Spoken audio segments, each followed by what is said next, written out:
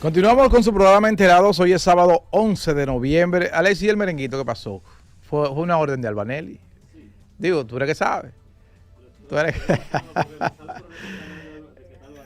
te sale el mismo canal de... bueno, eso... bueno, pues ella que tiene bloqueado el tema. Alba, ese tema de Hugo Vera realmente bastante lamentable la situación. Yo creo que a nadie le pasa por la cabeza de que Hugo fuera ahí a enriquecerse, ni nada por el estilo. Yo, al contrario, yo creo que Hugo fue ahí a aportar, porque es un sector en el que él se ha destacado en su vida privada, en sus negocios privados, que es el tema tránsito vehículo. Vamos a decir que ese es su tarea diaria, su asignación diaria en el sector privado, y entonces viene al sector público a aportar.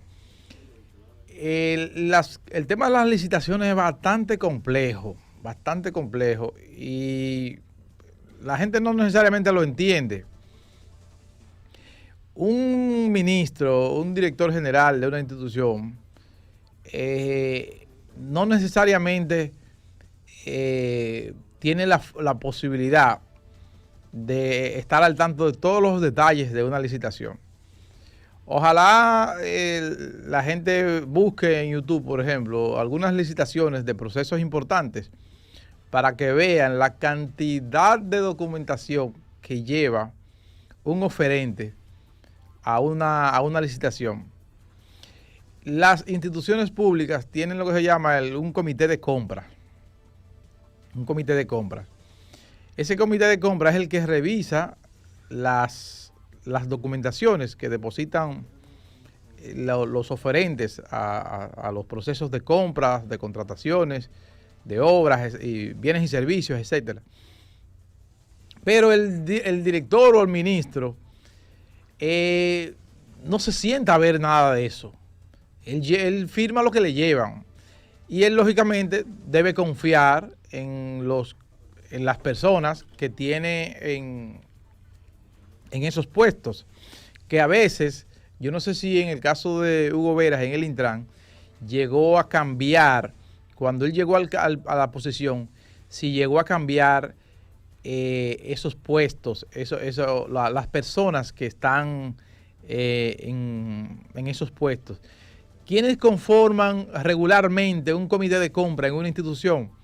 Lo conforman el director de compras de la institución, lo conforman el director jurídico de la institución, lo conforman el director financiero de la institución, en algunos casos puede estar el director administrativo de la institución,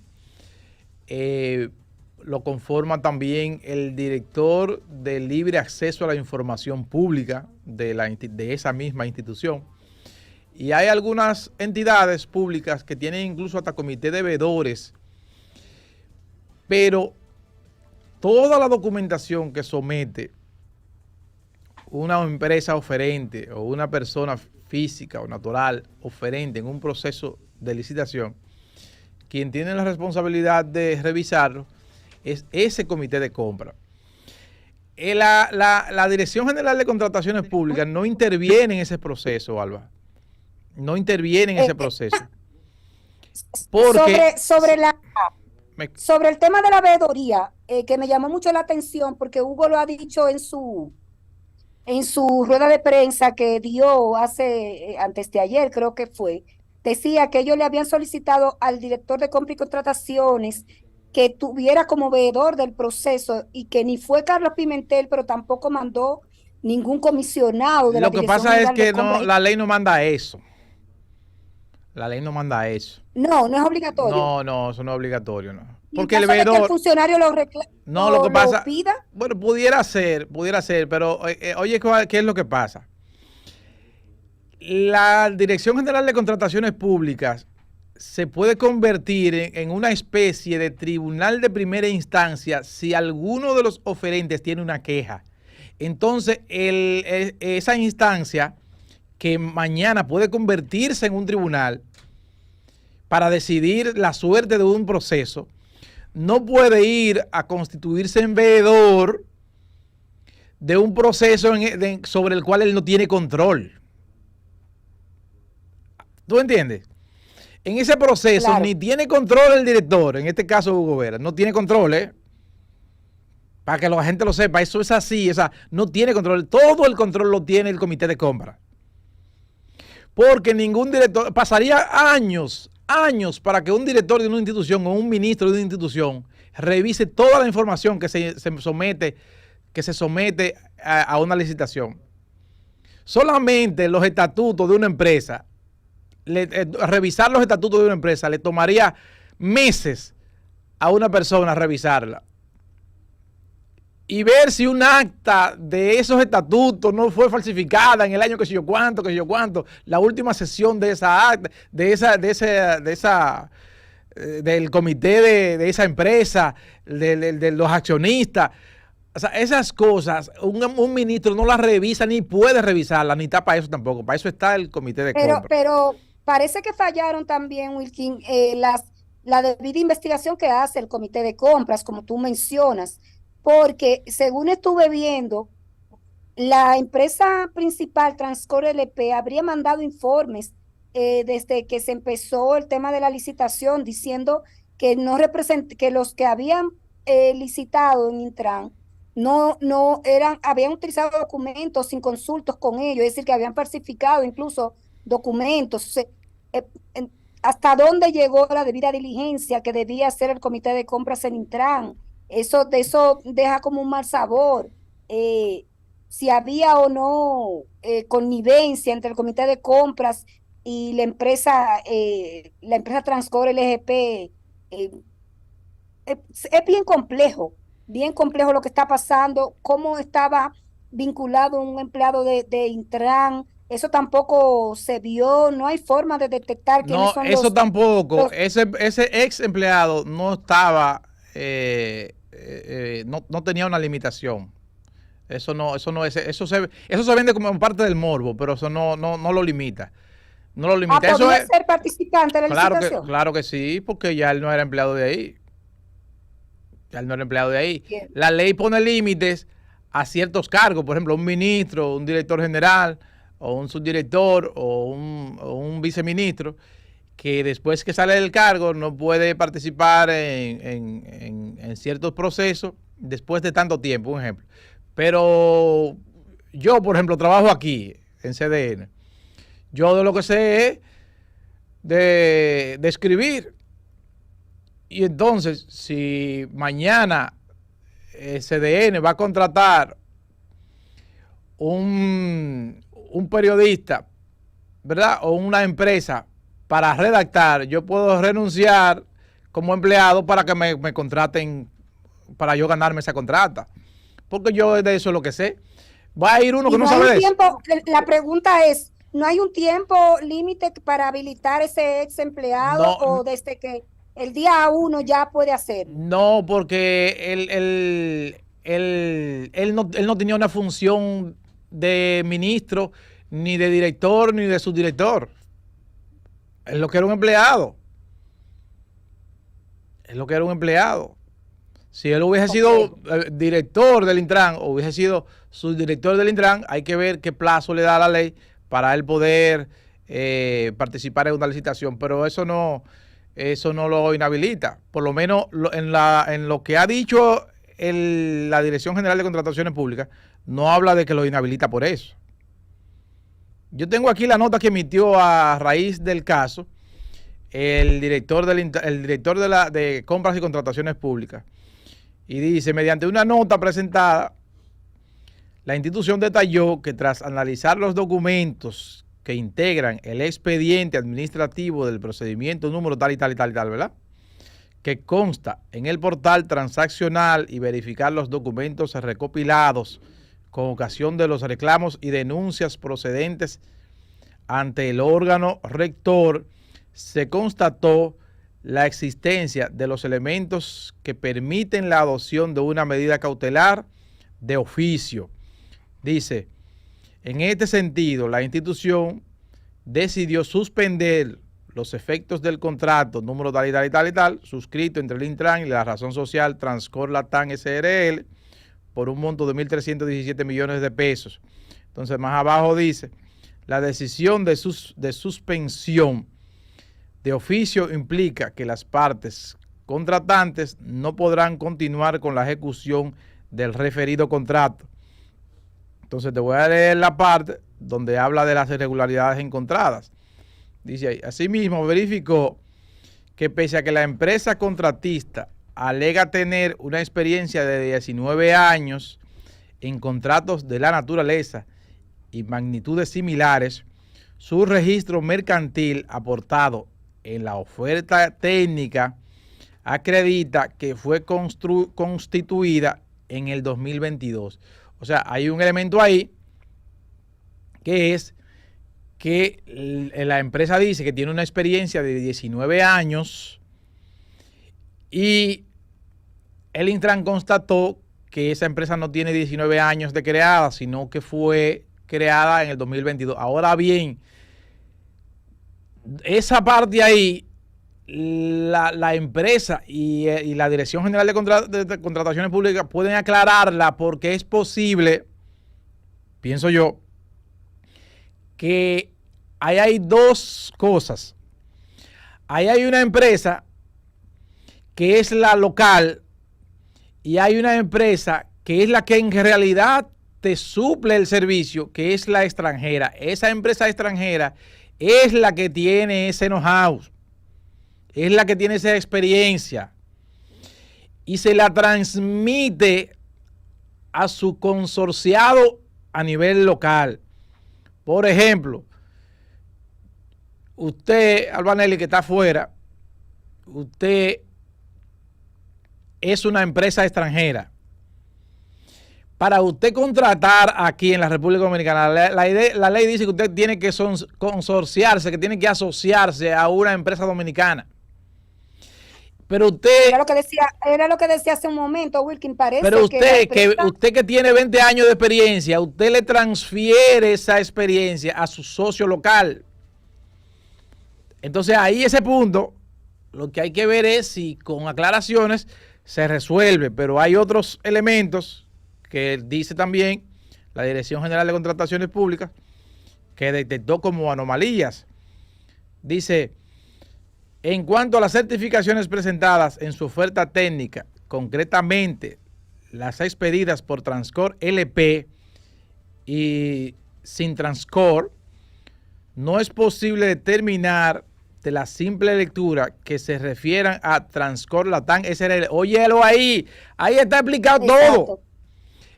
Ahí hay una confusión entre, es posible que en la forma que ellos presentaran los documentos generara una confusión en la Dirección General de Contrataciones Públicas en el sentido de que quién es que tiene la experiencia, si es el socio local o es el socio extranjero. ¿Tú entiendes? Claro, pero lo que te decía es que aparentemente no existe un socio extranjero. Sí, existe un socio extranjero, claro que sí. Según las investigaciones periodísticas. Es que tú no puedes hacer eso sin un socio extranjero, porque aquí no se hace computadora, aquí no se hace semáforo, aquí no se hace cámara inteligente, aquí no se hace nada de eso. Y para un proyecto como ese, tú no puedes ir a Best Buy o a Home Depot y que dame 50 cámaras ahí para yo ir a instalar a Estados Unidos. Eso no es así, porque eso tiene, bueno, semáforo y cámara porque es un sistema. Eso tiene unos software, que, porque es para mandarte la multa a la casa, es que con eso vamos a estar a nivel de Estados Unidos, a nivel de Europa, que usted se cruzó en un semáforo rojo y su multa le llegó a la casa. Esos son software especializados, eso no lo hacen aquí. Eso no lo hacen aquí. ¿Tú entiendes? Bueno, sí, claro.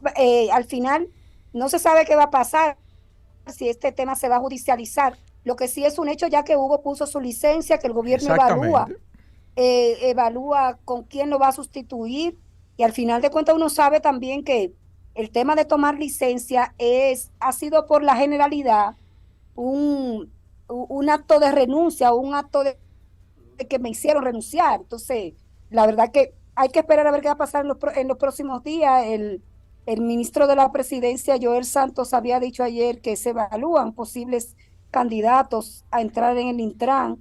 Sí, es normal, eso es normal. Usted ahí lo que tiene que poner simplemente un subdirector a fungir como director interino hasta que se aclare la situación. Y yo creo que a todo el mundo le conviene aclarar la situación, a todo el gobierno, a Hugo Veras de manera particular, de manera directa, porque es el afectado. ¿Tú viste ese video de Hugo Veras? Lo afectado, lo afectado que se veía. Muy triste, sí.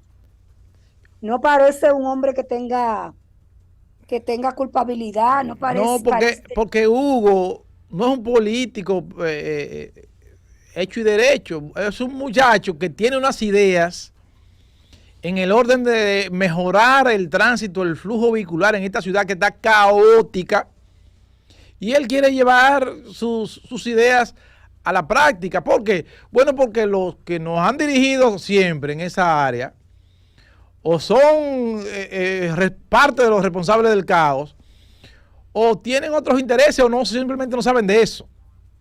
La verdad que uno que transita diariamente por la ciudad y que está en una zona congestionada, como es el centro del Distrito Nacional, hay que reconocer que Hugo y su equipo ha hecho un gran trabajo desde el tema de reorganizarnos las vías, por el tema de los carriles, sus direcciones y eso. Y ahora, yo no sé si tú lo has visto, Wilkin, pero yo que vivo en pleno centro de la ciudad, él ha estado organizando donde cada conductor puede parquearse. Parqueate bien se llama eso. ¿Cómo? Parqueate bien se llama eso. Parqueate bien, sí, pero recuerda que Parqueate bien empezó llevándose los carros con grúa. Ahora se señalizó y la gente sabe dónde puede parquearse y se utiliza porque en esta ciudad y en este país tenemos que entender que tenemos que ir de lo que luce elemental, de lo que luce básico, hasta lo complejo, para ir resolviendo por fin algún problema. Porque así mismo es. Pero aquí, señores, aquí tú te pones una bomba de gasolina en el centro de la ciudad, y le pone un drink al centro de la gasolina. Le pone un drink. Yo no sé si Ramón Luna, o una universidad, sabe lo que es un drink. O una sede de una universidad. A lo mejor el Ramón Luna, que está en Londres, él sabe traducir lo que es drink, pero no sabe lo que es aquí un drink, porque cuando Ramón Luna habla un excelente inglés. Cuando Ramón Luna vivía aquí, no existían los drinks ni los licor. ¿Cómo no? No, eso no existía. Ni los colmadones. No, ni colmadones, porque en esos tiempos. San Cristóbal, en esos tiempos habían discotecas normales. Pero ya las discotecas desaparecieron y la gente bebe en teteo. Entonces usted va al centro de la ciudad y se encuentra con que usted pone una bomba, ¿verdad? Y a esa bomba le pone un drink. Y todo el maleducado de este país, todo el maleducado de la 42 y de cualquier otra calle de los barrios marginados, va a beber ahí, porque compran un carrito, lo que quieren ir a Papiantini y para los Prados, y para Naco, claro. A hacer bulto, y hacer bulla.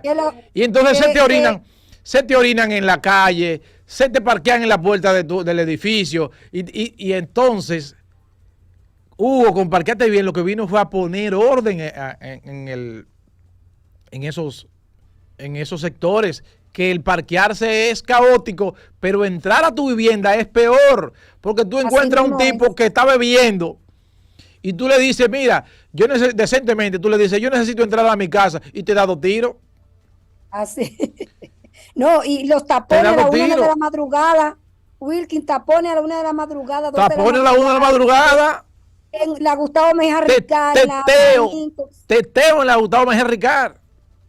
Pero hay que decir que son negocios formales, y son negocios se supondría que cerrados. Ese es otro término que Ramón Luna no lo conoce todavía, el teteo. ¿Cómo? Eso es otro término que Ramón Luna no lo conoce. Él lo ha visto en los medios Sí, porque él lo lee. conoce. El malvado lee. Porque El malvado lee. bastante, pero no lo ha vivido. Bastante descriptivos que son. No lo ha vivido, nunca ha ido a un teteo. Ramón tiene que comprar un pasaje y venir a ver. Buenos días, Ramón Luna, buenos días. Yo creo que Ramón Buenos días, Luna Ramón. no nos está escuchando. ¿Perdón? Sí, está escuchando. Buenos días, Ramón. Buen día, los escucho, sí. Te decía que el teteo en España se conoce como el botellón. Oye, esa vaina. Donde un grupo de jóvenes ocupa un espacio público, el botellón, beben, ponen música. Pero eso no está en Londres. Y muchas veces termina aquello en problemas. No, eso ocurre en España. En Londres ocurre menos.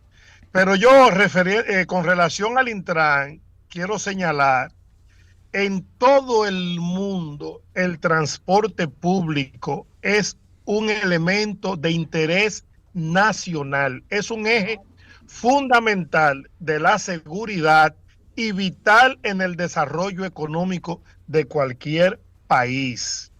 Entonces, organizar a una sociedad, organizar un país que viene arrastrando unas prácticas de mala educación en las vías públicas, en donde los desaguisados de los conductores no tienen consecuencias, donde la carnetización apropiada de la persona que se pone detrás de un volante es un literal relajo, en donde el peatón no vale una guayaba podrida. Tú pones a un muchacho como Hugo Veras al frente de una institución que siempre ha estado dirigida por un grupo de tigres. A lidiar con el tigueraje de verdad, con los Juan Ovieres, con los Cambitas, con los Antonio Marte. Mira, óigame, a favor de Hugo tengo que decirle que por eso Hugo llega al Intran, a la dirección del Intran, porque Hugo fue designado primero como asistente del presidente para temas de transporte y pudo negociar todos los corredores que están en operación con Cambita, con Antonio Marte, con el tigueraje. Que Transvía y eso, la cosa empieza a afectar los intereses de todos estos dueños de ruta que de manera unilateral se adueñaron y crearon una ruta en un espacio público que debe ser de interés nacional. El gobierno tiene que intervenir todo el territorio nacional y apropiarse de todas las rutas de la República Dominicana y organizarla una por una, así sea necesario, que se tiren los militares a la calle y se ponga orden, porque ya, pero cada vez... esa parte, Ramón, como te decía, ya se controló un poco, solamente con Juan Ovieres. Juan Ovieres está todavía. Hugo no pudo negociar, pero con todos los transportistas. Bueno, se negoció, lo que pasa es que él se echó para atrás, Se negoció la 27, Sí, que es su ruta natural. Para dignificar esa ruta y poner allí un sistema de transporte moderno, con unos autobuses como los que están en La Núñez, por ejemplo. La ruta de La Núñez, la Churchill, la que llega hasta Intec, también la que está en Santo Domingo Este. O sea, el único que ha habido problema es con Juan Ovieres, con el sector de Juan Ovieres. Porque tiene también un objetivo político. Tú sabes, otro problema, Wilkie, perdona, otro problema es la necesidad de descentralizar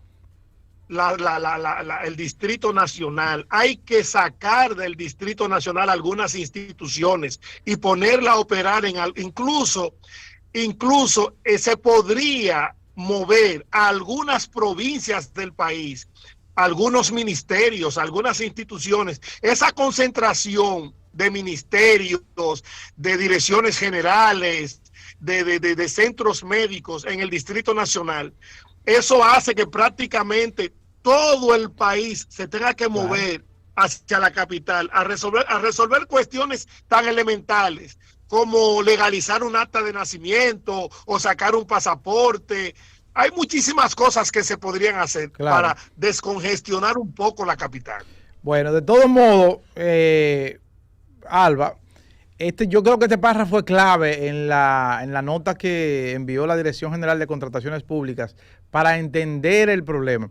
Hay otros elementos del caso que han sido resaltados por la investigación periodística, pero que al parecer la Dirección General de Contrataciones Públicas no los ha tomado en cuenta. Y vuelvo y reitero el párrafo, que yo creo que es un indicador del que el problema es menos complejo de lo que parece, y es el que dice: en cuanto a las certificaciones presentadas en su oferta técnica, concretamente las expedidas por Transcore LP y SIG Transcore, no es posible determinar de la simple lectura que se refieran a Transcore Latam SRL. ¿Tú entiendes? Ahí parece que se trata de una confusión. Los americanos vinieron, y vuelven, y van a las audiencias. Claro, los americanos vinieron porque... a Pellerano y Herrera aquí, para la oficina de abogados. La oficina de abogados, exacto, porque es un contrato que está en ejecución. Pero como te decía al principio, que he escuchado mucho esa interrogante de por qué la Dirección General de Contrataciones Públicas no paró eso cuando estaba en el proceso, es que esas impugnaciones se dieron posterior al proceso, porque tengo entendido... Posterior a la adjudicación, eso es verdad. Exactamente, tengo entendido que estas empresas, que esta empresa que impugnó no participó en el proceso. Eso es lo que tengo entendido, que no participó en el proceso. Entonces se produjo una adjudicación sin novedades, y entonces luego de la adjudicación es que viene el escarceo. Yo pienso que es un caso como para que fuera llevado al Ministerio Público y que el Ministerio Público se encargue de investigar. Yo pienso que pero una vez que tú concedes una licitación y ya hay un contrato en el que una empresa internacional tiene presencia, tú tienes que cuidarte mucho por el tema de las garantías jurídicas. Claro, claro. Y por el tema de las demandas. Eso es otra cosa. Internacionales. Eso es otra cosa, Ramón. Para tú, oye cómo es que funciona el asunto. Para el Intran haber dado el 20% de avance, ¿verdad?, para el inicio de la obra, esa empresa tuvo que haber llevado una garantía de fiel cumplimiento de no menos de $10,000. Perdón, de 10 millones de dólares. De 10 millones de dólares. Sería 10 millones de dólares porque el no menos, de más de 10 millones de no pesos. no menos de 10 millones de dólares. Y una compañía aseguradora. $1,000 millones de dólares. Y una compañía aseguradora le va a dar una garantía de cumplimiento, una garantía de fiel cumplimiento a una empresa de 10 millones de dólares a uno come yuca. No le va a dar eso a uno come yuca. O sea, eso para los que han planteado. También el contrato tiene que garantizar el tema de la financiación, porque también. Porque tú te has chocado muchísimas veces con empresas que ganan una licitación y luego no pueden terminarla y la transfieren porque no consiguen financiamiento. Bueno, yo menciono mucho aquí que el Estado Dominicano se pasó desde la capitalización hasta la construcción de Punta Catalina. El Estado Dominicano se la pasó buscando sector privado que esté dispuesto a invertir en energía y no aparecía. Y apareció en algún momento una empresa de capital chino que se llama Sichuan Machinery and Equipment, que ganó una licitación para construir unas plantas similares a la de Punta Catalina. Y luego salió al mercado a buscar cuarto y no encontró. Eso eran los socios de Félix Bautista. ¡Ey, cuidado! Los chinos, claro. Recuerda que ellos eran los socios internacionales. Está bien, pero lo importante, lo que quiero decir es que no encontraron financiamiento. Ya. ¿Tú entiendes? No encontraron, en ese momento no encontraron. Y muchos de los éxitos que tenía Odebrecht aquí era porque traía el financiamiento. muchas de las obras que tenía Odebrecht aquí era porque venían atadas al Claro, financiamiento pero con el recuerden Bandex. que Odebrecht tenía cheques en blanco en el Banco de Fomento de Brasil para todas esas Claro, obras, porque claro, claro.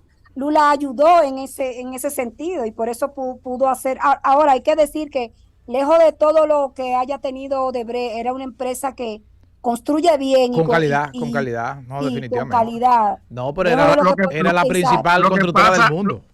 Lo que pasa es Sí, que Odebrecht no estaba financiada por un empresario privado o por un pool de empresas privadas. Estaba el respaldo De de un Odebrecht, estado, de un estado.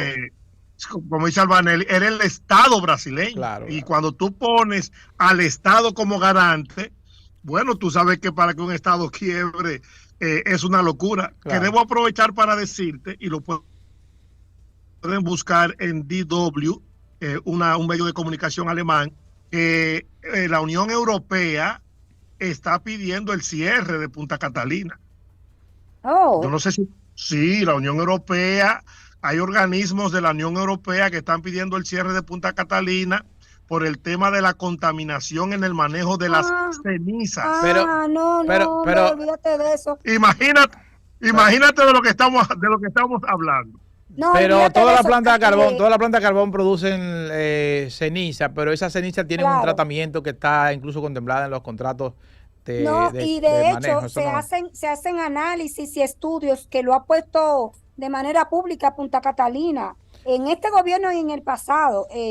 Por eso recuerda que había muchas protestas de la población, de hecho, de la zona donde está instalada Punta Catalina, de organismo defensa del medio ambiente y Punta Catalina y sus administradores con estudios medioambientales han demostrado que no hay tal contaminación, Ramón.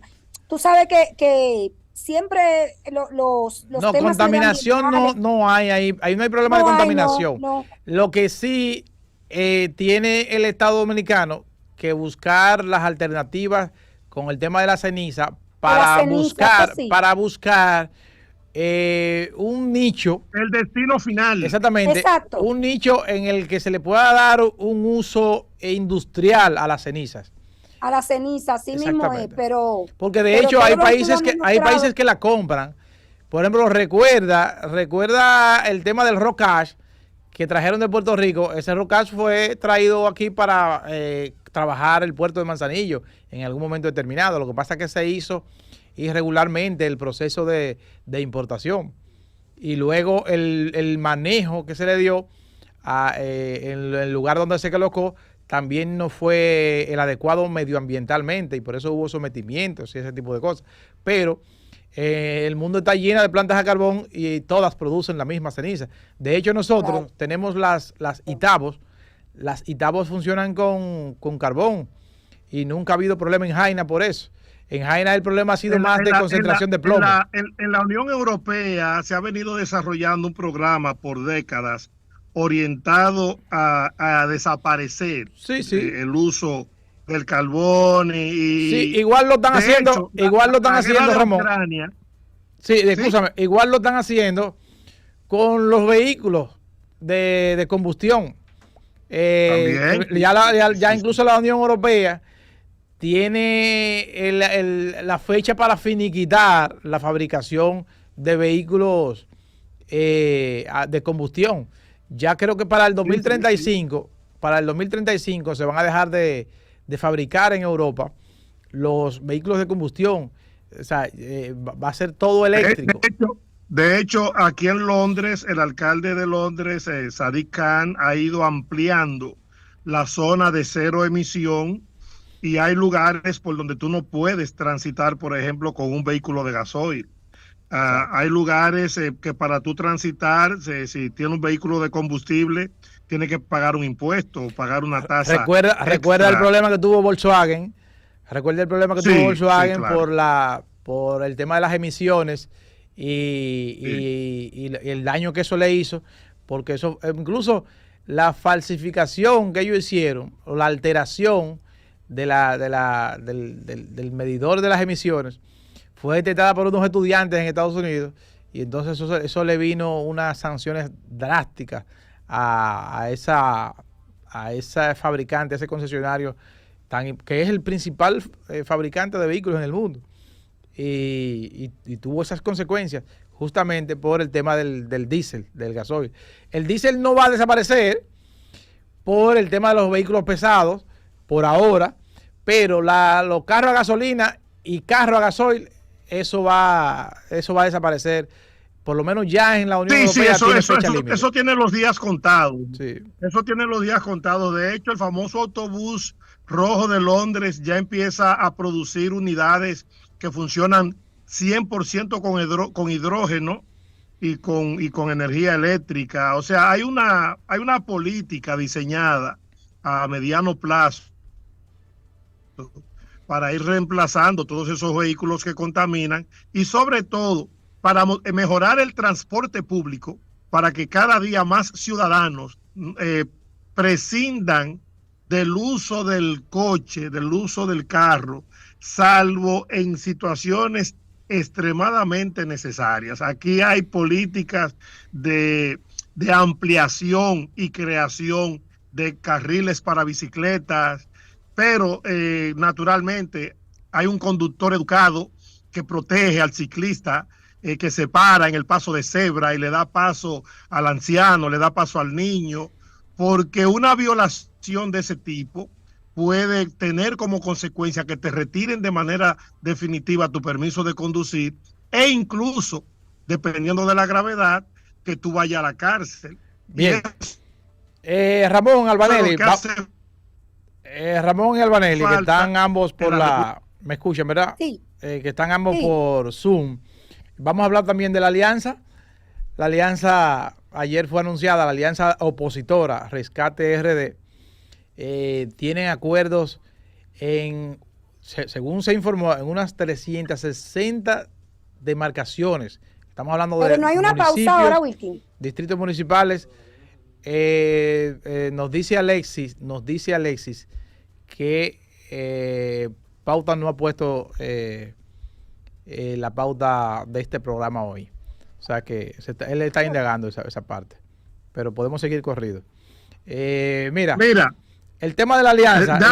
Ok. Sí, dígame. Mira, hay un libro del doctor Joaquín Balaguer que se llama Los Carpinteros, donde él analiza el tema de las alianzas políticas dominicanas entre 1867 y 1916. Históricamente, en las alianzas, el partido pequeño tiende a desaparecer. Y mira lo que ha sucedido con el Partido Reformista, mira lo que ha sucedido con el Partido Revolucionario Dominicano, que han terminado convertidos literalmente en movimientos políticos. Movimientos políticos que operan como una propiedad privada de pequeños grupos, como hizo Peñaguaba con el bloque institucional socialista, el BIS, como tiene Elías Wessing Chávez, el Partido Quisqueyano Demócrata Cristiano, Guillermo Moreno, Alianza País. Esas son finquitas para hacer negocios electorales. Danilo Medina, que es el fontanero del PLD y que se cansó de hacer el trabajo sucio dentro del PLD para que Leonel se comiera los mangos bajitos. Danilo Medina es un monstruo político, un fenómeno de la política vernácula, de la calle, no el discurso bonito en un estrado. Y él lo deja claro en el video que está circulando. Él lo deja claro. Si el PLD entra en alianza con la Fuerza del Pueblo, corre el riesgo de quedar disminuido a un simple movimiento político e incluso podría desaparecer. Podría desaparecer. Bueno, ya está en alianza y las encuestas dicen, Ramón, que por lo menos la última Gallup dice, ubica a Leonel en un 27% y ubica a Abel Martínez en un 13%. O sea que, pero vamos a escuchar lo que dijo Danilo Medina. ¿Lo podemos escuchar? Alexis, ¿lo podemos escuchar? Vamos a escucharlo, vamos a escuchar a Danilo, Ramón y Alba. Sí. Ahí está. Sí, Paul. Ok. Vamos a ver. El mismo Hipólito Mejía dijo que esa era una alianza rara. Y tiene razón, es una alianza rara, porque es una alianza que va a producir temporalmente algunos aliados, pero que inmediatamente seremos rivales.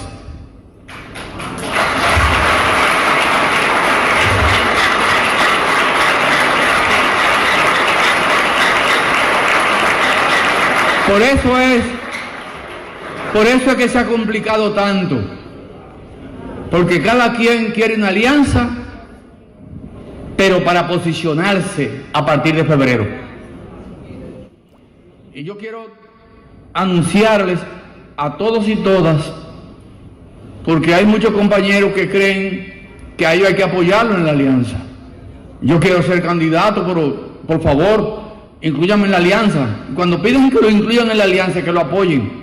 Lo que no saben es que en vez de querer apoyarlo, lo que quieren es su puesto. Y les voy a poner 2 ejemplos concretos. Ustedes no saben la brega que nos ha dado a nosotros que Sonia Mateo y Muñeco sigan siendo los candidatos del Partido de la Liberación Dominicana en este proceso electoral.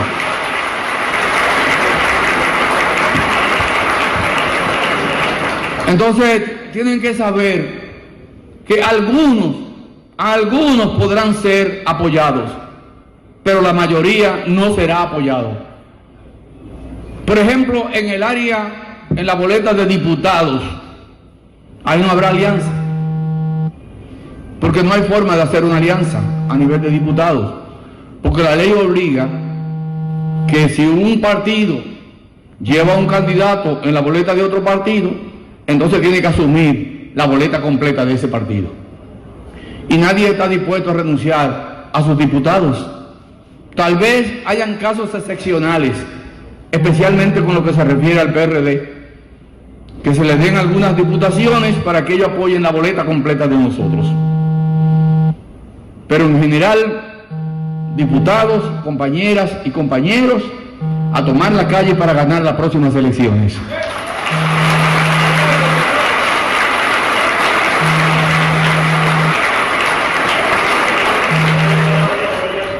Y a los compañeros senadores, que la mayoría no tendrán apoyo, deben saberlo. Vamos a ir aliados en unas cuantas senadurías, pero la mayoría de nuestros senadores irán solos. Y debe ser así. Porque, ¿y quién le va a hacer la campaña al compañero Abel después de febrero? Son los senadores. Senador que el PLD ceda, senador que no lo tendremos en la campaña de nosotros, todo lo contrario, tratando de sacarnos del primero o del segundo lugar. Y tenemos que prepararnos porque la vida del partido está íntimamente ligada al éxito del compañero Abel Martínez en este proceso electoral.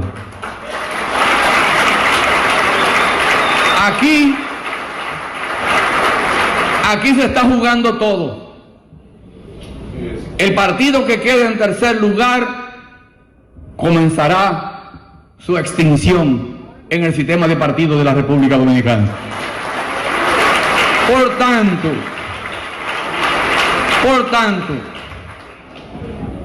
el PLD sí o sí tiene que quedar en primero o quedar en segundo.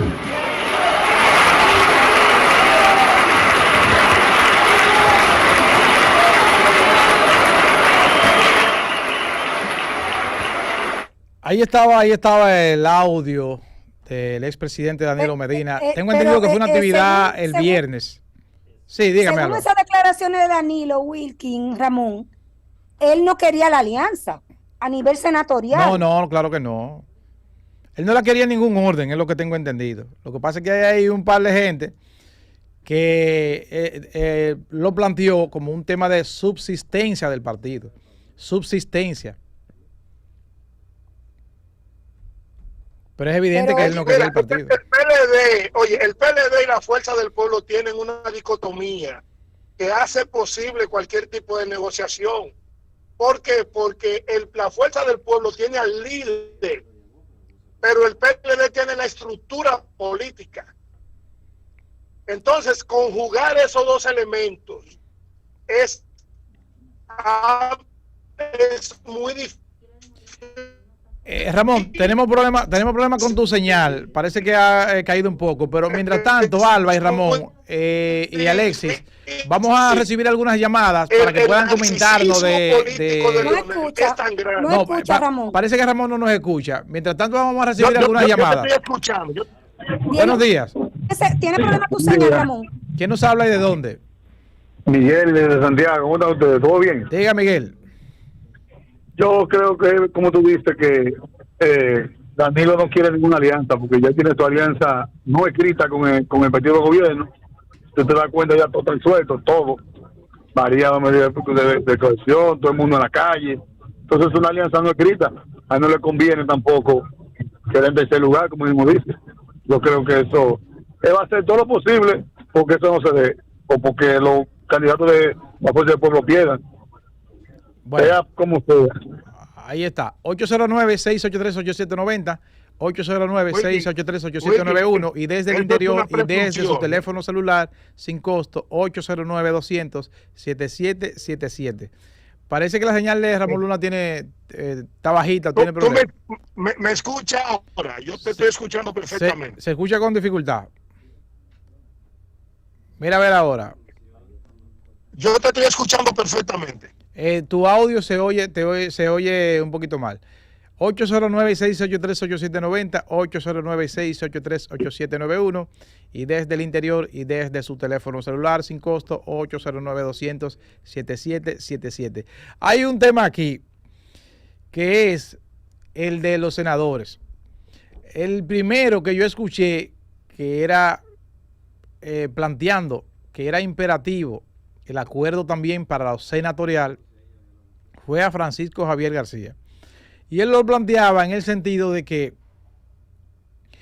si el PLD no alcanzaba los suficientes senadores en una primera vuelta, podía dar la impresión de derrota, aunque haya obtenido buenos votos, como para provocar una segunda vuelta. Pero entonces él planteaba que si por el contrario la oposición conseguía una cantidad importante de senadores en una primera vuelta y lograba entonces provocar la segunda vuelta, que eso le llevaba a una segunda vuelta con unos parámetros distintos, con una ilusión en sus bases distinta. Ese más o menos fue el criterio planteado por Francisco Javier García. Y entonces él decía en ese momento, eso hace como un mes y medio, 2 meses, que lo que se tenía como negociación hasta ese momento no le garantizaba nada a la oposición, que lo que realmente le garantizaba el éxito era una alianza también en lo senatorial. Entonces parece que Danilo Medina, que aunque es un gran estratega, como dice Ramón, ha tenido que ceder, flexibilizar y dejar que la alianza llegue a lo congresual. Ahora, ¿cuál es la dificultad de lo senatorial en la alianza? Es que Omar Fernández, que va a ser candidato por la Fuerza del Pueblo y por el PLD en la capital, en el Distrito Nacional, a él le van a caer los votos del PRD, a él le van a caer los votos del PLD y a él le van a caer los votos de la Fuerza del Pueblo. Pero él y su equipo solamente va a buscar votos para su papá, para su partido, para Leonel Fernández. Entonces, todos los votos que Omar Fernández pueda quitarle a Abel Martínez y todos los votos que Omar Fernández pueda quitarle a Miguel Vargas, él se lo va a quitar. Y su equipo... Pero lo propio va a pasar en febrero, Wilkin. No, en febrero un poco distinto. En febrero un poco distinto porque ahí tú no tienes en juego todavía la candidatura presidencial. Yo me refiero a cómo afecta eso a los candidatos presidenciales. O sea, usted tiene el mismo día unas elecciones senatoriales y presidenciales en las que los candidatos de la Fuerza del Pueblo solamente van a buscar votos para la Fuerza del Pueblo. Pero ahora, la pregunta es cómo quedó la correlación de entregas de candidaturas senatoriales en la alianza. Eso está equilibrado, Ah, bueno. Eso está equilibrado. Porque... Pero Wilkin, recuérdate que Omar Fernández ha condicionado su candidatura a senador a ser candidato de una alianza. No, ya, la alianza. Claro. Si eso no se produce, él quiere una diputación. Ya fue anunciado ayer. Ya fue anunciado ayer la alianza. Y ya fue anunciado ayer la alianza. Mañana, le adelanto a la audiencia de CDN y de CDN Radio que Omar mañana tendrá un discurso respecto a esa decisión. Ya esa alianza está sellada. Hay alianzas, le voy a decir las provincias donde se alcanzaron alianzas totales. Exacto. En Elías Piña, Atomayor, ahí van a llevar el candidato senatorial va a ser del PRD, que es diputado ahora, creo que se llama Sauri Mota. En Bauruco, en Valverde, en El Ceibo, Hermanas Mirabal, en Espaillat, creo que en Espaillat vuelve como candidato. El ex senador. El ex senador y el director de Indotel. Sí. En Barahona, ahí repite como candidato el PLD.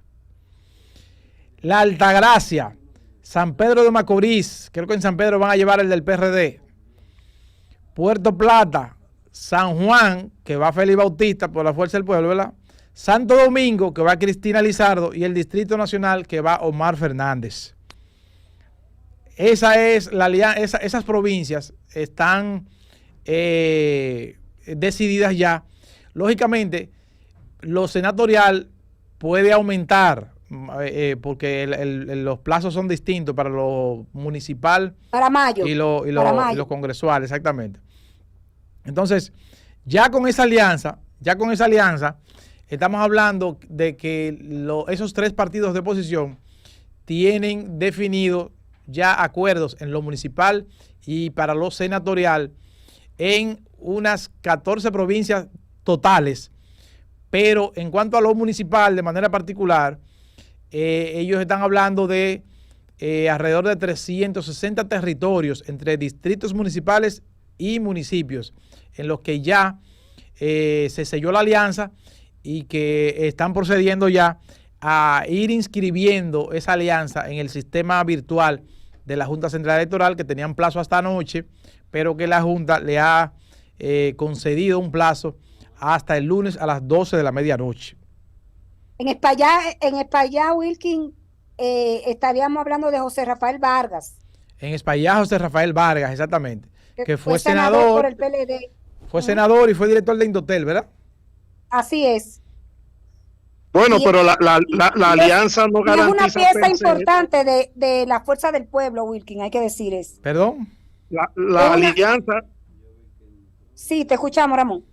La alianza per se no significa que de manera automática esos candidatos ganen la senaduría. No, claro. Ahora, yo sigo en mi posicionamiento de que esto podría ser una estocada al Partido de la Liberación Dominicana y podría acentuar su descenso y empujarlo incluso hasta su desaparición, porque nadie puede regatear que el liderazgo del presidente Fernández es un liderazgo muy sólido. Él como activo es muy sólido. Bueno, el propio Danilo Medina lo dice en un audio que se filtró hace unos meses. El propio Danilo dice que en una reunión interna y Danilo dijo que el 35% de los PLDistas siente por Leonel. ¿Tú entiendes? Sí, porque es su líder natural. Claro, Leonel claro, es su líder natural. claro. De lo que Leonel carece en este momento,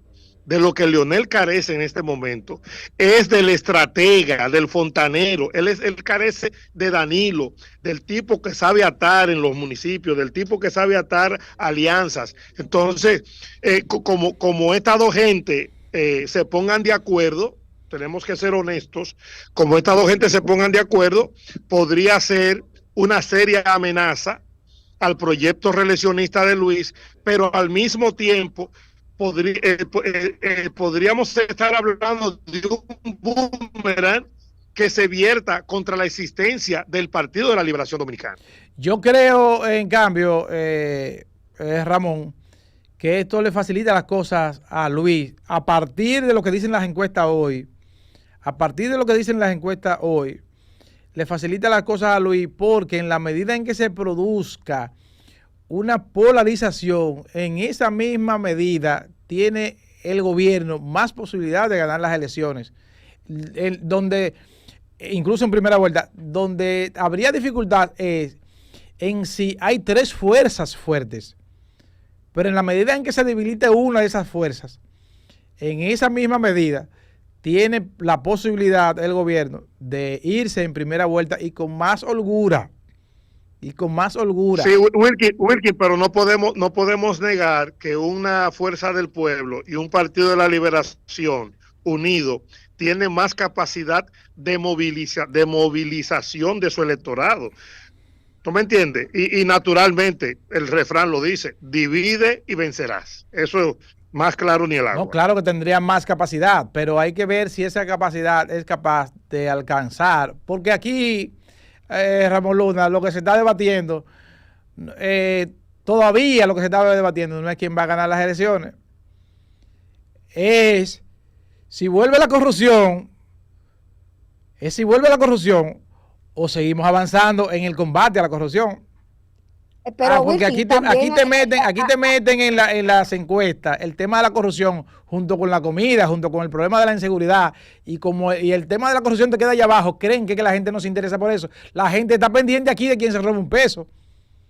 La gente está pendiente aquí de quién se robó un peso y de quién se robó miles de millones de pesos. La gente está pendiente de eso aquí. Y a la gente le interesa esos temas. No me metan esos temas en las encuestas cuando tú me mires con el hambre, con la delincuencia, y tú me entiendes. No me mires esas cosas juntas. Yo estoy de acuerdo contigo, pero si fuera de haber sido así como tú dices, porque nosotros tenemos que saber, tenemos que ponerlo en la posición del público al que se le está enviando el mensaje. Tú le estás hablando a una población que si hubiese tenido la capacidad a la que tú aludes para discriminar el daño que hacen esos temas como la corrupción, la inseguridad, la impunidad. Nosotros somos una sociedad de memoria corta, de memoria muy corta. De haber sido así, al PLD no lo hubiesen reelegido en más de una ocasión, porque corrupción ha habido desde el 96. Recuerda el caso Peme con Luis Inchausti. Y el PLD vuelve en el 2004 y arrolla. Y todos los gobiernos del PLD estuvieron preñados de casos escandalosos de corrupción. Y fruto de esa maquinaria electoral, que el que la quiera negar la puede negar, pero esa maquinaria electoral que tenía el PLD era tan fuerte y disponía de tantos recursos que era capaz de superar esos inconvenientes, era capaz de superar esas situaciones y terminaba imponiéndose en el electorado de la República Dominicana. ¿Y qué pasó en el 2020? ¿Y qué pasó en el 2020 a raíz del movimiento Marcha Verde? Sí, pero a raíz del movimiento Marcha Verde, que la pero gente también se empoderó, a raíz de un PLD dividido. De un PLD dividido, no podemos cegarnos ante ese hecho. Incluso a raíz de un apoyo sosterrado de Leonel Fernández a la candidatura de Luis Abinader, porque el interés de Leonel en ese momento no era que Luis ganara o no, el interés de Leonel era debilitar al PLD.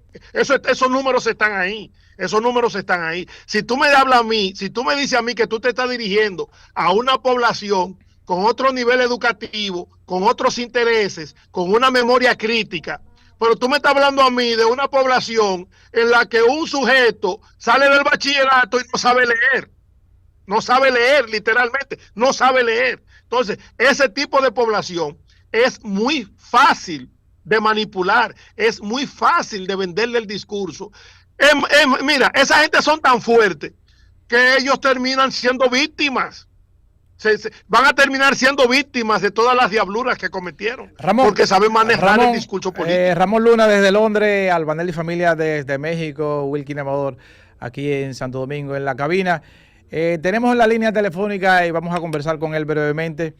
Con él, parece seguro candidato a senador de la Fuerza del Pueblo y de la Alianza Rescate RD, Omar Fernández. Buenos días, Omar.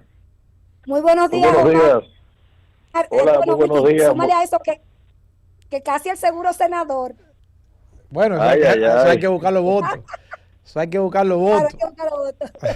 Muy buenos días, Omar. Gracias por atender nuestra llamada. Muy buenos días, muchísimas gracias por la oportunidad y saludo a todos los radioescuchas que están sintonizando en este momento. Muchas gracias. Y si Omar se levanta esta hora, yo no me levantaría tan temprano, porque los sábados deben ser para salsa y sancocho. No, déjeme decirle que los sábados y los domingos para los políticos es como un lunes y un martes. Terrible, terrible. Omar, la lectura que tienes de este acuerdo ya alcanzado y anunciado de los partidos principales de oposición con relación a la Alianza Rescate RD. Bueno, la verdad es que es una alianza esperada por muchos. Ya eran conversaciones que llevaban unos meses y que en una primera etapa que se anunció hace ya 2 meses y tanto, pues se había anunciado que vendrían otras etapas. Posteriormente, finalmente ha sido así. En el día de ayer se presentó el nuevo alcance que ha tenido esta alianza concertada fundamentalmente por los 3 partidos que se han presentado, PRD, PLD y Fuerza del Pueblo. Pienso que le da mucho ánimo a las candidaturas concertadas allí, distritos municipales, alcaldías, senadurías, y al final pienso que concomitantemente con esos pactos puntuales que se ha logrado, lo que sí creo que es importante es que la gente entienda el por qué y para qué de esa alianza. O sea, creo que es importante que los candidatos presenten sus programas, sus proyectos, sus propuestas, que convenzan a la gente de por qué es ideal votar por esta alianza que se presenta, no solamente para ganar posiciones, que también, pero sí creo que debe ser acompañado de programas y proyectos que convenzan a la gente de por qué seremos una buena opción de cara al proceso electoral del año 2024. ¿Está contemplado Omar, sentarse a discutir estos aspectos programáticos? Perdón, que ahí no entendí, como que dos personas... Si está contemplado sentarse los actores de la alianza a discutir estos aspectos programáticos. Sí, pero por supuesto, y es que debe ser así, porque al final, digamos, una alianza que parte de la buena fe y que parte de un compromiso con el pueblo dominicano, definitivamente debe trabajar de la mano sus proyectos y sus propuestas. O sea, los que aspiran a ser legisladores y senadores, en este caso, para el próximo cuatrienio, deben unificar agendas, deben pensar en un bienestar para el pueblo dominicano. En ese sentido, yo soy de los principales promotores de que ahora como candidatos y posteriormente como senadores, si es la voluntad del Señor, pues pongamos en marcha programas que podamos presentar en favor y beneficio de los dominicanos y dominicanas. Omar, se criticaba ayer, sobre todo en redes sociales, la ausencia del presidente Fernández y del presidente Medina, y como que eso dicen las redes que le quitaba fuerza al pacto. Y escuchábamos un audio de Danilo hace unos minutos también quejarse de que las alianzas a nivel senatorial no eran provechosas para el PLD. ¿Cómo ustedes han manejado eso desde la Fuerza del Pueblo? No, en el caso nuestro le diría, mire, en el caso del presidente de nuestro partido, la razón por la que no acudió es sencillamente porque le coincidía con una agenda paralela. O sea, incluso yo tampoco pude presentarme porque estuve acompañándole toda la mañana, porque hoy sale del país y estará agotando una agenda política en el exterior y tenemos que ponernos al día con muchas cosas que teníamos pendientes, pero de verdad que por ninguna razón particular. Y en el caso de las candidaturas senatoriales, yo sí creo que le convendrá al PLD, al PRD, a la Fuerza del Pueblo, a todos, porque diríamos, aunque son elecciones separadas, unas en febrero, las municipales obviamente, y luego en mayo las congresuales, sí creo que todas de alguna manera beneficiarán no solamente a los candidatos y los partidos, sino que beneficiarán a la República Dominicana con nuevas propuestas renovadas para ayudar a que el país avance. Ramón. Buen día, Omar. Primero agradecerte porque todo el país, medios tradicionales y digitales, añoran que tú le concedas entrevistas, que tú hagas acto de presencia y que nos conceda este privilegio es para agradecer.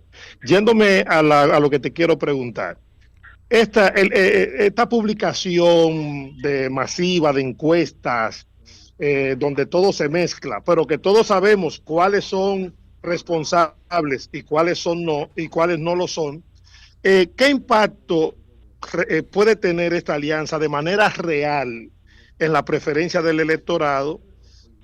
Hablando ya de una figura como don Luis Abinader, el presidente de la República, tu padre, Danilo, ¿cuál es el impacto real en materia, en cuanto a las encuestas?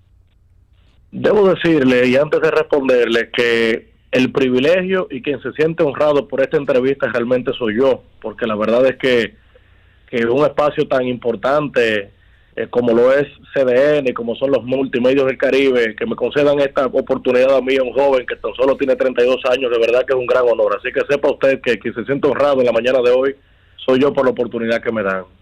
Y en el caso de las encuestas, mire, se dice que las encuestas son una fotografía del momento, así lo creo, honestamente.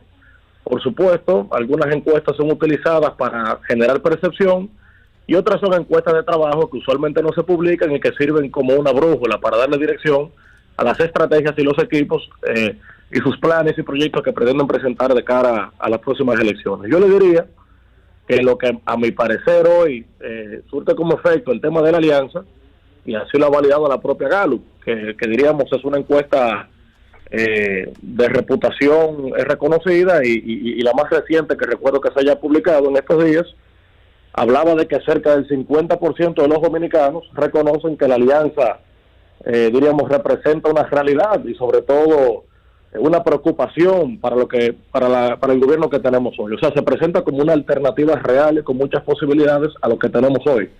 Por lo que yo creo que ese momentum debe aprovecharse y reitero, o sea, soy muy repetitivo con este tema, pero porque lo creo profundamente, que es importantísimo no solamente presentarle a este país una serie de candidaturas que van juntas en alianza, sino el por qué y el para qué. Es lo que yo creo que va a convencer a la gente de que le dé una oportunidad a una alianza que procura ser ganadora y sobre todo que traiga esperanza y renovación al pueblo dominicano.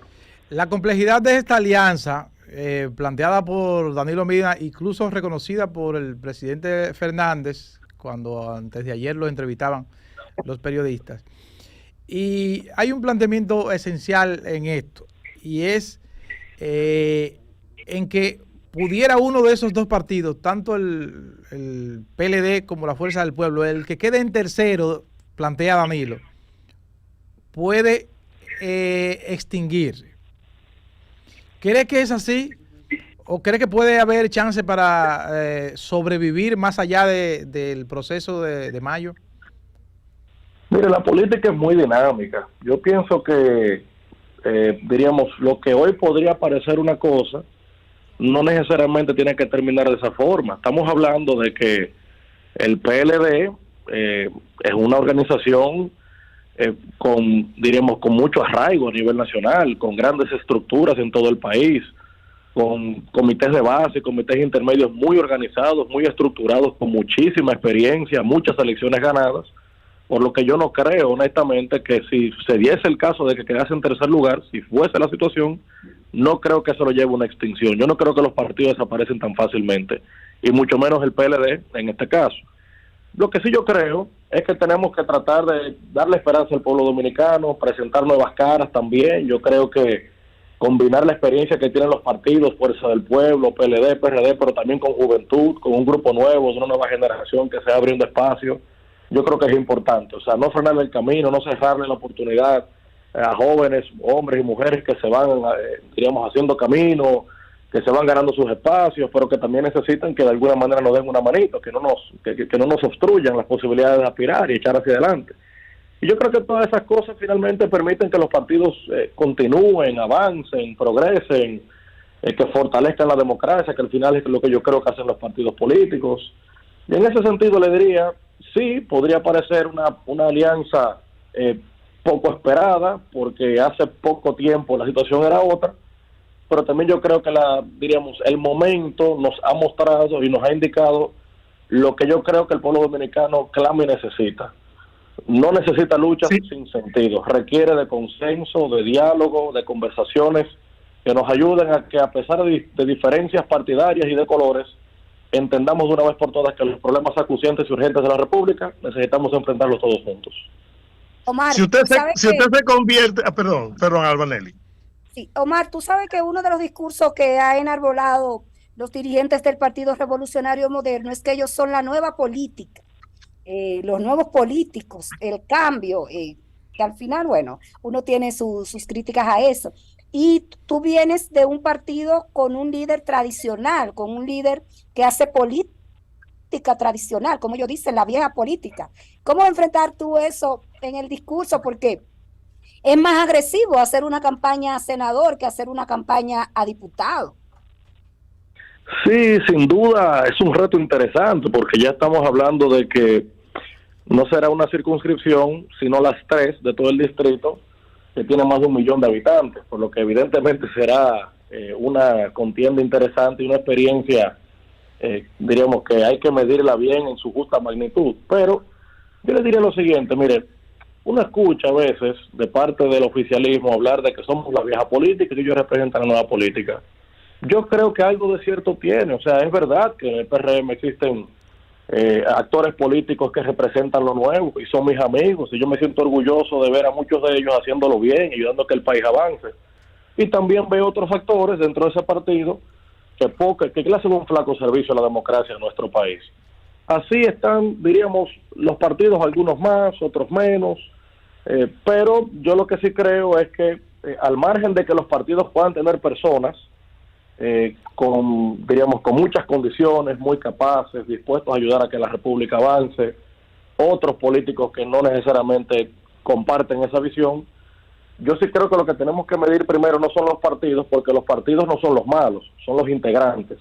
Y yo creo que cuando se combina experiencia con juventud, con ideas frescas, innovadoras, nuevas, que se nos da la oportunidad a los jóvenes que queremos abrirnos pasos, y sobre todo que quienes tienen experiencia acumulada, tienen intenciones claras, proyectos, diríamos, viables, que se lo presenten al pueblo y que logren convencerlos, es lo que yo finalmente creo que convierte un proyecto político en uno que pueda dar una buena batalla, combatir y ganar además. Ramón. Entonces, bueno, es lo que yo creo que...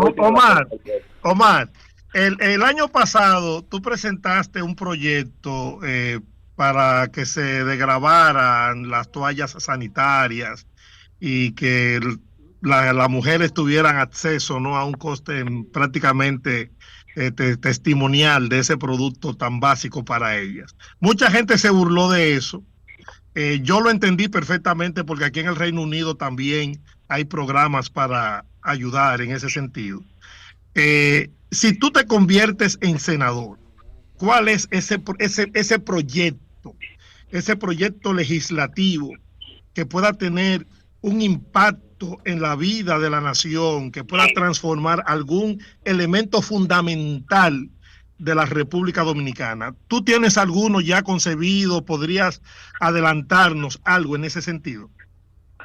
Claro que sí. Mire, respecto a ese proyecto de ley, realmente es como usted dice, y cosa que lamenté bastante, porque incluso llegué a ver y a escuchar a legisladores, a colegas de la Cámara de Diputados burlarse del proyecto, y yo decía, caramba, y bueno, y no solo colegas, mujeres colegas, y yo decía, caramba, qué cosa que tenga que ser un hombre y no una mujer, y sea la mujer la que se burle de un proyecto que creo que es tan importante como este, porque además es de justicia para la mujer dominicana. O sea, ninguna mujer decide ni por lujo ni por gusto utilizar toallas sanitarias, es por su condición biológica. Entonces, estamos hablando de que en una casa de escasos recursos, donde quizás la prioridad debe ser la alimentación o las medicinas o demás, una casa que tenga una madre soltera, que tenga 3 hijas, 4 hijas, evidentemente que cuando hablamos de que un tema de salud, de higiene,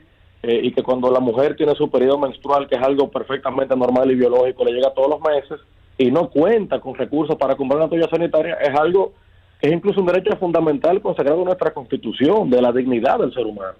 Entonces estamos hablando de que una mujer que tiene que usar un trapito y lavarlo y bueno y luego contrae infecciones y una serie de cosas, yo creo que la mujer dominicana merece otra suerte en ese sentido. Le llaman el impuesto rosa en otros países.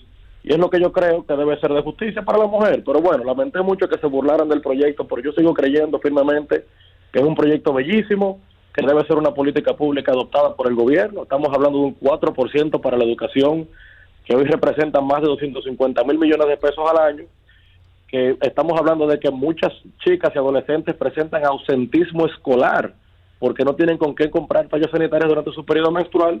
Y yo creo que con ese 4% perfectamente podríamos elaborar políticas públicas para ayudar que eso no ocurra, para que no haya ausentismo escolar y haya equidad en la formación académica entre varones y hembras. Pero bueno, en fin, esa es una discusión.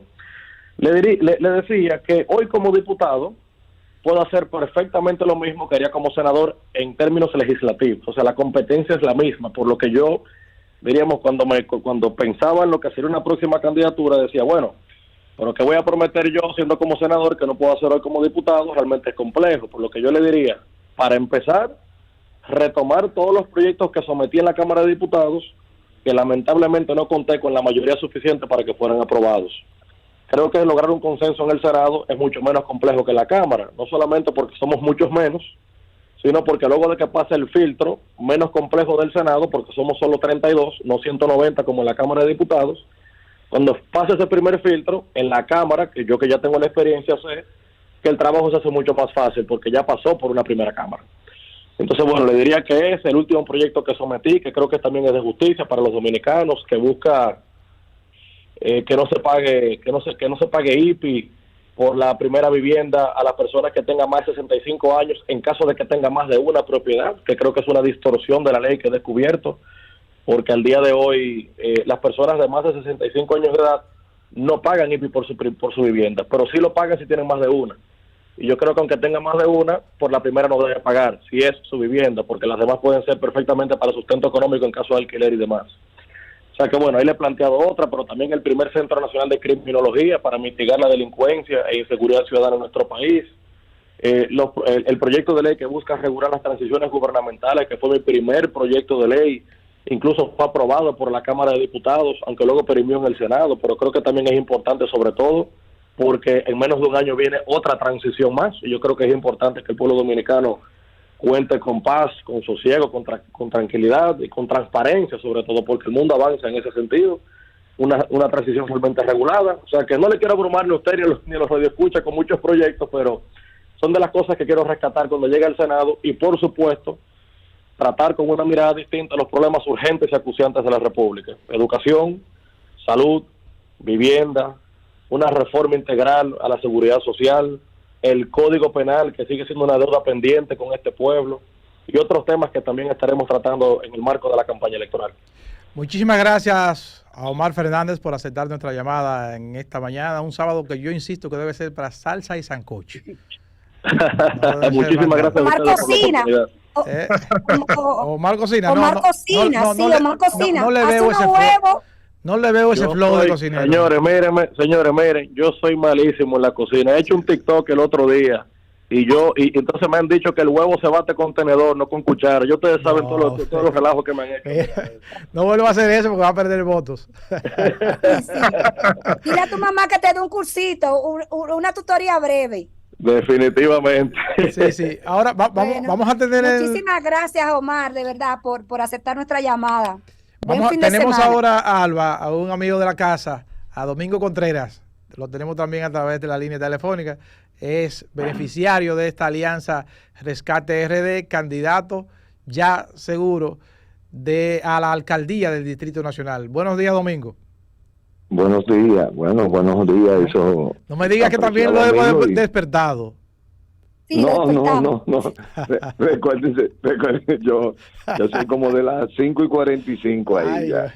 Mira, Sí. Albanel y familia está a través de Zoom desde México, Ramón Luna está desde Londres también a través de Zoom y un servidor, Wilkin Amador, aquí en cabina.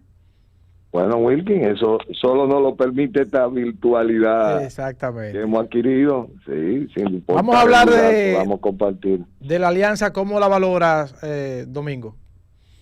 Mira, yo creo que es esperanzadora, es importante para la democracia dominicana y presentarle una alternativa que tiene la fuerza suficiente, la experiencia, la capacidad de presentar propuestas a los problemas que vive la República Dominicana, y yo creo que también tiene la fuerza para ganar en muchos de los territorios, tener una mayoría en el Congreso, que yo creo que es importante para marcar un balance claro de la situación que vive el país, que comienza a preocupar el endeudamiento masivo que tiene el país, de modo que y también tener la capacidad para desarrollar los proyectos que requiere la República Dominicana en esta etapa. Domingo, siempre se ha visto a Domingo Contreras como el del mejor currículum para ocupar el puesto de alcalde del Distrito Nacional, una persona con un currículum y una experiencia ligada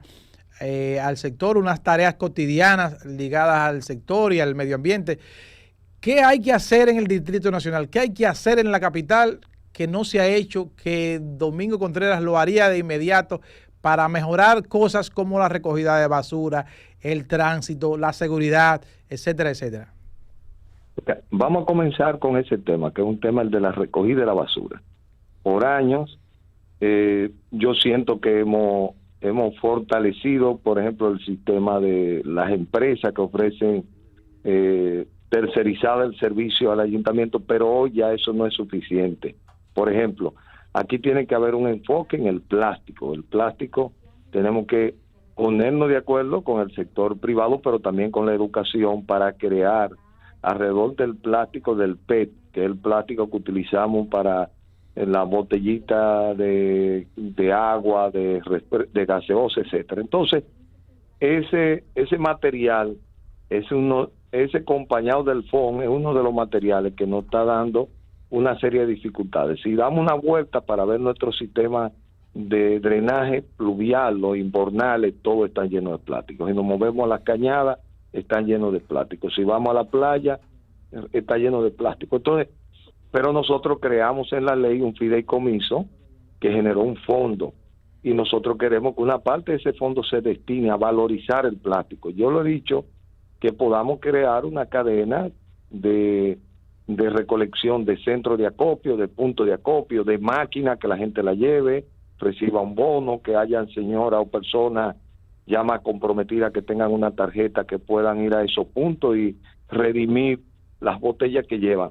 Nosotros podemos aspirar a sacar entre 8 o 10 millones de botellas cada año en el manejo del distrito. Y el otro tema también, acompañado de un manejo diferente de la basura, por ejemplo, los mercados, y especialmente el mercado de la Duarte, trae mucha tierra de diferentes lugares del país, trae materiales orgánicos.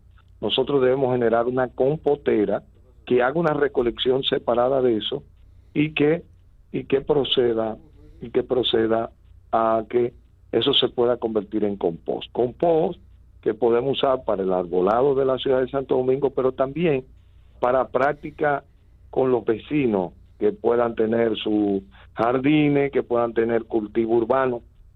Nosotros tenemos que movernos en otra dirección respecto al tema del manejo de los residuos. Y lo segundo, Domingo, el drenaje apoyarte en eso. Por ejemplo, mi hija estudió su último año de bachillerato en Maryland, y en un campito de Maryland, y ellos como labor social ayudaban en la recolección de compost, como tú mencionabas, y sirve de abono para los cultivos de maíz de toda esa zona, que son inmensos, y era una labor donde toda la comunidad se integraba. Yo creo que que al final el dominicano también tiene ese deseo de ayudar a que las cosas se hagan bien. Lo que hace falta es que nos incluyan en esas actividades. Y también, Albanelli, a veces nos olvidamos que las ciudades lo que hacemos es recibir de los campos, recibimos desde la montaña el agua, nos traen los productos agrícolas, nos traen muchos servicios. Entonces, una manera también de nosotros fortalecer la parte montañosa nuestra en el entorno, por ejemplo, desde Mucha Agua, toda esa zona de la cuenca de Nizao y la cuenca de Jaina, que es de donde proviene el agua, es también ayudar a los pequeños productores con ese tipo de producto que ahora mismo se bota y se convierte en metano, generando también un problema de los gases de efecto invernadero. Es decir, nosotros tenemos ya que hacer ahora lo que se llama de economía circular alrededor de los residuos. Nosotros tenemos que practicarlo en dos componentes. El componente de una parte de la basura orgánica, y comienzo en los mercados porque esa está limpia, porque quizá después hacerlo desde la casa va a llevar un poco más de tiempo. Y el plástico, porque es muy fácil separarlo. La gente lo puede separar en la casa, se puede separar en la calle, se puede separar en muchos lugares y se puede acumular sin que genere un mayor problema. Y generar entonces todo un programa educativo de comunicación, de compromiso, de movilización, que además es un tema global hoy. Todo el mundo sabe que hay un compromiso de movilizar el mundo alrededor del plástico por los temas que está generando en los cuerpos de agua y en la cadena alimenticia. Entonces, esos dos temas... ¿Tú estarías de acuerdo con que se le ponga un impuesto al plástico? Como pasa, por ejemplo, aquí en Reino Unido, que si tú vas al supermercado y quieres una bolsa para poner lo que has comprado, tienes que pagar dinero por la bolsa de plástico. Correcto, yo estoy de acuerdo con eso, y creo además que hay varios esfuerzos que se han estado haciendo, lo hemos visto. Por ejemplo, ya aquí hay cadenas que no te entregan plástico. Tú vas a comprar y no hay plástico. Lo puedes llevar en caja, puedes llevar tu bolso. Tenemos que generar prácticas de compromiso. Y obviamente cuando tú quieras usar el plástico te salga más caro para desincentivarte al uso del plástico. Yo creo que ya hay las condiciones para que nosotros, que somos una isla, que vivimos del turismo, que tenemos que cuidar nuestro cuerpo de agua, pero que en adición la ciudad de Santo Domingo ya vive una emergencia con el manejo de las aguas pluviales, en la que el plástico es el 60% del problema. Todo nuestro sistema, por ejemplo, ahora mismo el ayuntamiento anunció que va a invertir 300 millones para hacer pozos filtrantes e invernales, pero la mayoría de la eficiencia de esos sistemas de pozos que vamos a abrir se ven en pocos meses limitadas a un 30% de eficiencia, porque se llenan de plástico y se tapa todo el sistema. Entonces, el problema fundamental en el origen está en un uso responsable y en una creación también de cadena de valor del plástico, como están haciendo toda la sociedad. Yo pensé, y de verdad lo digo, cuando aprobamos la ley en el 2020, pensé que el ayuntamiento del distrito iba a ser el primero en poner el ejemplo de convertirse en una ciudad que comienza a crear esa cadena de valor, porque aquí ya había una iniciativa del sector privado a través de la Asociación de Industria para NUBI, se llama, darle como nueva vida al plástico para crear esa industria, pero hace falta un esfuerzo, y esa es una de las tareas que vamos a movilizar la ciudad, y también utilizar todo el sistema educativo y empresarial que tenemos para tener una industria local del plástico y generar la recolección y recuperación del material plástico en esa cadena de valor. El otro tema que yo creo que es fundamental, el tema que vivimos del uso del subsuelo, en especial del drenaje de la ciudad. Esta es una ciudad que la lluvia siempre fue un motivo de alegría entre nosotros. Hoy la lluvia es un motivo de miedo y preocupación. Terrible. Cuando llueve, la ciudad se hace intransitable, inmanejable, y si son lluvias de cierta magnitud, si hay una tormenta, ya sabemos que se pone en peligro la vida, el daño de vehículos parqueados en torres, la gente que vive en las cañadas. Entonces, ¿por qué? Porque esta ciudad impermeabilizó el 90% de su suelo, salvo los parques y algunos patios de alguna zona todavía. Cada torre que aquí se hace ocupa el 100% del terreno, y todos los callejones de los sectores más populares también están cementados. Entonces, ¿qué hay? ¿Cuál es el camino que nos queda? Aparte, digamos, de esos invernales, de la limpieza, de generar una campaña educativa para que la gente entienda cómo se maneja, tienen que haber unas fuertes inversiones del gobierno. Aquí se hizo un sistema de galería en la Máximo Gómez, en la Núñez de Cáceres y en la Luperón. Falta en la Lincoln y en la Churchill. Toda esta avenida norte-sur, necesitamos unos grandes sistemas de galería que permitan recolectar grandes volúmenes de agua en tiempo récord para poder drenar el agua que se genera en lluvia. Y lo otro, tenemos que ponerlo a trabajar para limpiar nuestro sistema de cañadas, de lo cual, como dije, el plástico es el principal problema, pero la nueva ley de residuos, que no se ha generado aquí un programa educativo, también tiene un componente de sanción, que es importante porque es que el drenaje está ligado a la limpieza y a la creación de una cultura que tiene reconocimiento, pero que también tiene sanción. Yo creo que esos son unos temas vitales. Y algo que yo lo vamos mirando en la ciudad, las ciudades se están haciendo calurosas. Este fue el periodo más caluroso del planeta Tierra. Nosotros estamos obligados a arborizar nuestra ciudad, a comprar espacios para hacer pequeños parques, pequeña mancha verde en diferentes lugares de la ciudad, porque ya aquí no se genera suelo por la normativa de ordenamiento territorial, que era que cada 6,000 metros se tenía que dejar un 6% de área verde. Entonces, ¿qué es lo que queda? Con el crecimiento vertical, tener un pago que hace cada construcción, que va a un fondo verde de la ciudad, que se destina exclusivamente para la compra de lote y destinarlo a pequeños parques, área verde, a zona de interconexión verde. Pero además, yo creo, y esa sería uno de los parámetros que nos gustaría inaugurar, tú tomas de la parada del metro, comenzando con el metro, que es el uso de transporte masivo de mayor calidad.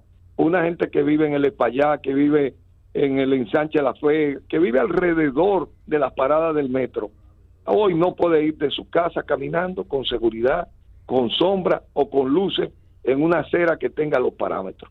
Cada interconexión desde la casa a la parada del metro, nosotros la vamos a inaugurar como paseo. Buscaremos el arbolado que se requiere, que lo tenemos de alta calidad, del tipo que queramos, con la asesoría del Jardín Botánico y con la normativa que ya se había realizado en el ayuntamiento del distrito, porque aquí hay que hacer peatonal. La gente, en la mayoría, el 70% de las personas no tienen vehículos, aunque tenemos una sobrepoblación vehicular.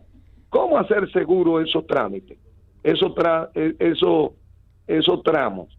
Bueno, además de arborizarlo, de iluminarlo, tomando en cuenta cuáles son los de mayor uso, tener un acuerdo con la policía, tanto municipal como nacional, para que en la primera hora de la mañana, en las esquinas, tener apostado policía, y en la noche cuando la gente regrese, hasta que eso se haga masivo. Justamente, Domingo, ayer yo conversaba con una persona que me decía, mira, me van a poner una estación de la extensión del metro, ahí en la Avenida Monumental, y yo vivo de ahí a unos 300, 400 metros. Pero en ese tramo, si yo camino en ese tramo hacia la parada del metro, me atracan 5 veces. Wow. Entonces, sí, es así.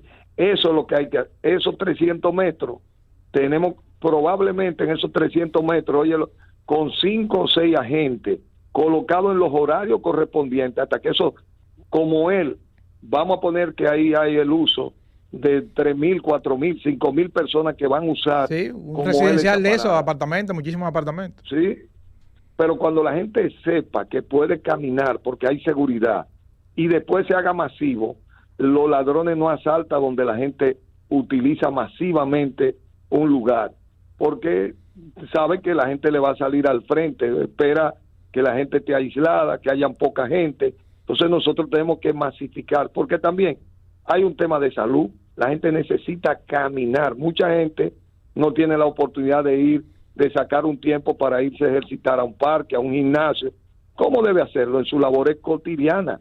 Debe haber las condiciones que cuando él llega, camine esos 300 metros. Cuando regresa ya lleva 600 metros.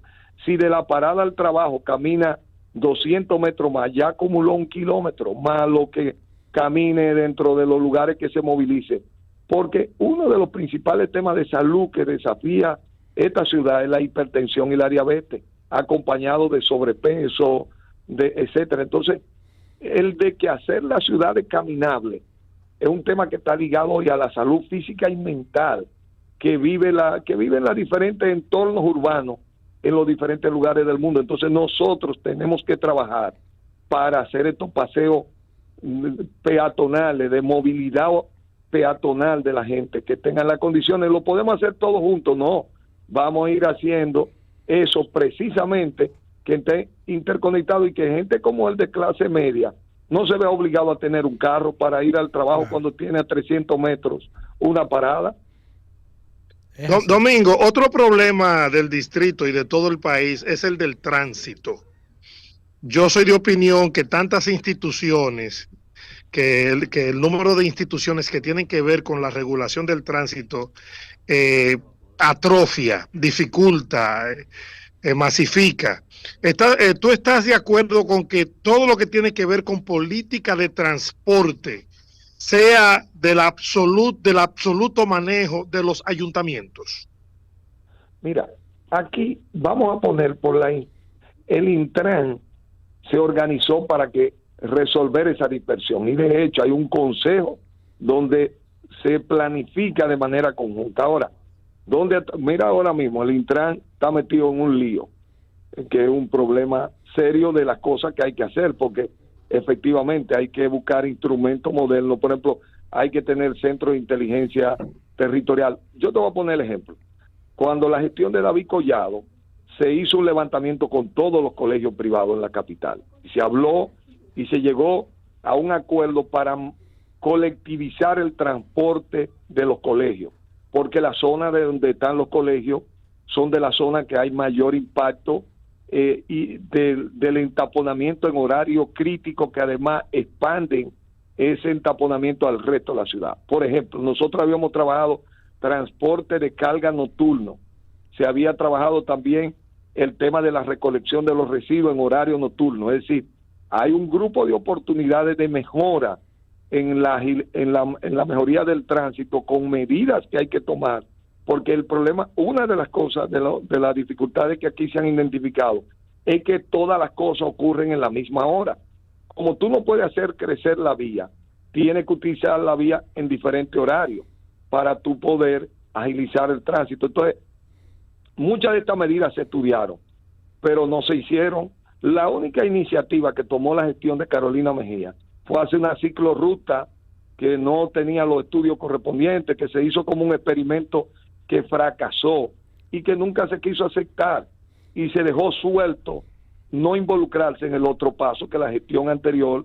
Mira, en la gestión de Roberto se trabajó el transporte de carga, se ha ido avanzando, pero se requieren ya medidas extraordinarias, porque es que la ciudad está colapsada. Entonces, Domingo, tenemos que interrumpirte, Domingo, porque ya nos están haciendo señas aquí. Lo que vamos a programar con Rosa y con Albanelli, para que hagamos un programa completo, para que veamos todos esos planes de Domingo, que a nosotros nos consta de que son buenos para la ciudad y de que hay que adoptar muchas cosas de eso. Y suerte, Domingo. Yo creo que fue una muy buena noticia la alianza. Y Ramón desde Londres. Oye. Bueno, eso es fundamental. Ese apoyo político hace que mucha de la simpatía y que todo el esfuerzo también que estamos haciendo con diferentes sectores de la capital se vea fortalecido y se vea una candidatura triunfadora. Bien, pues muchísimas gracias a Domingo, gracias a Ramón Luna desde Londres, gracias al panel y familia que tomó un poquitito de sus merecidas vacaciones. No estoy en trabajo, en la cita. Tus merecidas vacaciones. Albanelli, muchísimas gracias a los que nos han acompañado durante más de una hora, más de 2 horas en este programa Enterados. Regresamos el sábado.